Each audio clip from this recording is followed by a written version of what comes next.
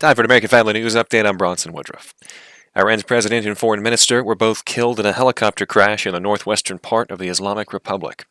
Florida Congressman Michael Waltz weighed in on how their deaths could impact the succession for the country's supreme leader. He spoke on Fox's America's Newsroom. The thing to watch, though, is the secession plan for the Ayatollah. If we're going to see drastic changes in Iran, if we're going to see internal stability, the Ayatollah is quite elderly, could die at any minute. Raisi was seen as a key part in helping with the transition to the Ayatollah's son. The country's vice president has already taken up the president's duties until a new election can be held. Iran has not given a cause for the crash, but we're told that weather conditions were foggy and did impact search and rescue operations. President Biden on Sunday offered his most direct recognition of U.S. students' anti-Israel protests. He told graduates of historically black Morehouse College that he heard their voices of protest and that scenes from the conflict in Gaza break his heart too. Biden said he supports peaceful, nonviolent protest. He told students at the all-male college, some of whom wore Palestinian headscarves, that their voices should be heard and that he promises he hears them.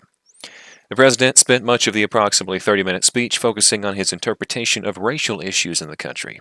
Biden said it was natural for them and for others to wonder whether the democracy, quote, you hear about actually works for you. The container ship that caused the deadly collapse of Baltimore's Francis Scott Key Bridge was refloated today and is being moved back to port. We're told the dolly has remained at the collapse site since it lost power and crashed into one of the bridge's supporting columns on March 26th. It resulted in the death of 6 construction workers and sending traffic into Baltimore Harbor.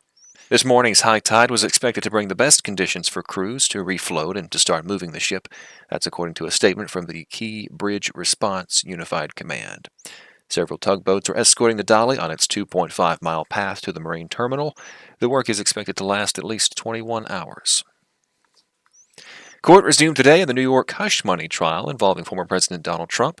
Texas Senator Ted Cruz pushed back against the proceedings, calling them politically motivated on Fox and Friends. What we're seeing is an absolute circus. It is an abuse of power. And the reason this case was brought is because the prosecutor is a vicious partisan who hates Donald Trump, and he is terrified that the voters are going to choose to re-elect Donald Trump. Right now, former President Trump is currently facing 34 felony counts of falsifying business records as part of a scheme to hide an extramarital affair from voters ahead of the 2016 election. He denies those charges. And that's all for this American Family News Update. Until next time, I'm Bronson Woodruff.